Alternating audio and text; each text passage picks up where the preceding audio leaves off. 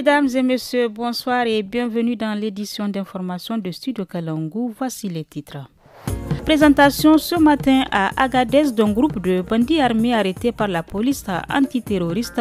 Des précisions avec le procureur près le tribunal de grande instance de la région. À Birninkoni, les professionnels de santé signalent la réticence de certains parents à faire soigner leurs enfants malnutris. On en parle dans ce journal. Je suis Nefis Adam Sirfo au micro. Un groupe de bandits armés interpellés par la police antiterroriste à Agadez a été présenté ce matin aux autorités régionales. Le procureur de la République près le tribunal de grande instance d'Agadez, Issaq Yacouba, a exposé les détails de leur mode opératoire. On l'écoute sur des propos recueillis par Moussa Maman. Cette bande, leur mode d'opération, ils visaient principalement des hommes en moto et des véhicules de transport de passagers. Ils ont avoué eux-mêmes 11 opérations dans la ville d'Agadez et 13 aux environs. Ces attaques ont entraîné quelquefois des morts, dont la dernière en date de la veille de la fête de Ramadan, où ils ont abattu froidement un agent de NITA qui était à bord de sa moto. Au début, ils opéraient la nuit, mais comme ils se sentaient comme un terrain conquis, ils ont décidé cette fois-ci d'opérer mais en pleine journée. Ils sont arrêtés, 9 ont été présentés. Le receveur principal a malheureusement trouvé la mort suite à une maladie. Lors de sa garde à vue, le constat des médecins ont fait révéler qu'il est décédé d'hypoglycémie. La gouvernance locale, la redevabilité sociale et le contrôle citoyen de l'action publique sont au cœur des échanges à Maradi, une initiative qui réunit les acteurs de la société civile et les autorités locales dans le cadre de la mise en œuvre d'un projet participatif visant à promouvoir une bonne gouvernance au Niger. Suivez le chef du projet, Yacoub Lebo, joint par Studio Kalangu.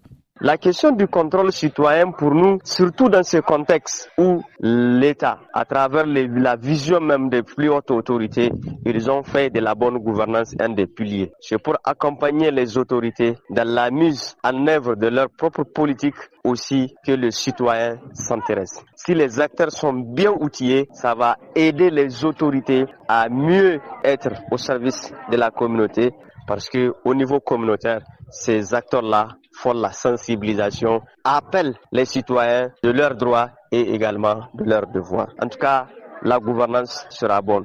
Je vous le disais dans les titres à Birninkoni de la région d'Ottawa, certains parents demeurent réticents à fréquenter les structures de santé pour la prise en charge des enfants souffrant de malnutrition. Dr Ambar Karamatou du Centre de récupération des enfants malnutris appelle ces familles à prendre conscience de l'importance d'un suivi médical adapté. Elle est au micro de Haroun Ibrahim. À la date d'aujourd'hui, nous avons environ 50 enfants malnutris dans notre centre de santé et la majorité nous viennent du Nigeria. Le problème, c'est que les parents attendent que l'état de leur enfant se dégrade avant de les amener en soins. En plus, ils refusent qu'on mette le tube nasogastrique aux enfants alors que ça n'a jamais tué un enfant. De la même manière que quand on administre un soin dans les veines à travers une seringue, ça soigne, c'est de cette même manière que le tube nasogastral soigne également. Nous continuons de sensibiliser les parents pour qu'ils comprennent que nous prenons gratuitement en charge les enfants, qu'il s'agisse des soins et même des aliments que nous leur donnons. Nous ne comprenons pas pourquoi ils continuent d'être réticents.